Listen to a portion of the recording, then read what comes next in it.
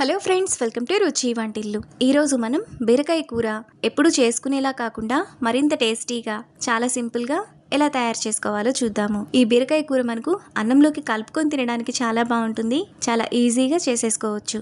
So late చేయకుండా వీడియోలోకి వెళ్ళిపోదాం.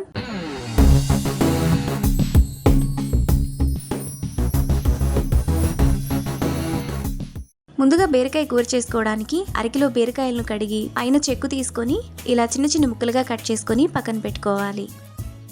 ఇప్పుడు మిక్సీ జార్లో 2 ఇంచుల అల్లం, 2 టేబుల్ స్పూన్ల పచ్చి కొబ్బరి ముక్కలు వేసుకొని కొంచెం బరకగా మిక్సీ వేసుకోవాలి. అల్లం కొబ్బరి ఇలా వేసుకున్న తర్వాత పక్కన పెట్టుకోవాలి.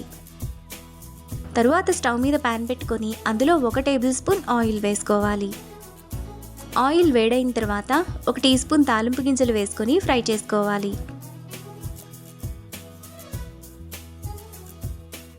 ఆవాలు చిటపట్లాడిన తర్వాత అందులో 1 రెమ్మ కరివేపాకు, సన్నగా తరిగిన 1 పెద్ద ఉల్లిపాయ, 2 పచ్చిమిరపకాయలు వేసుకొని ఫ్రై చేసుకోవాలి.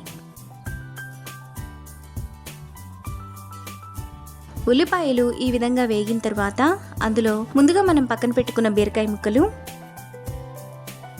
టేస్ట్కి తగినంత ఉప్పు వేసుకొని 1 నిమిషం పాటు మీడియం ఫ్లేమ్లో కలుపుకోవాలి.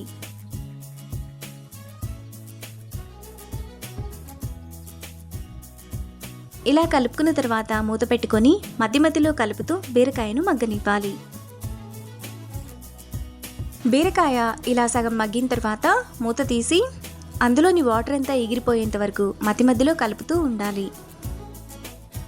బీరకాయలోని నీరంతా ఎగిరిపోయినప్పుడు అందులో 1/2 టీ స్పూన్ పసుపు, 1 టీ స్పూన్ కూరల్లో వేసుకునే కారం వేసుకొని మరో 2 నిమిషాల పాటు కలుపుకోవాలి.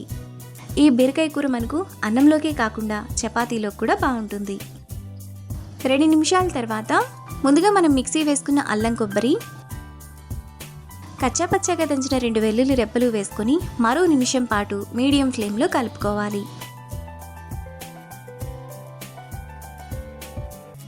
1 నిమిషం తర్వాత బీరకాయ కూర మనకు ఈ విధంగా చాలా టేస్టీగా రెడీ అయిపోతుంది. ఇప్పుడు ఈ బీరకాయ కూరను బౌల్లోకి తీసుకొని రైస్తో సర్వ్ చేసుకుంటే ఎంతో టేస్టీగా సింపుల్గా చేసుకునే బీరకాయ కూర రెడీ.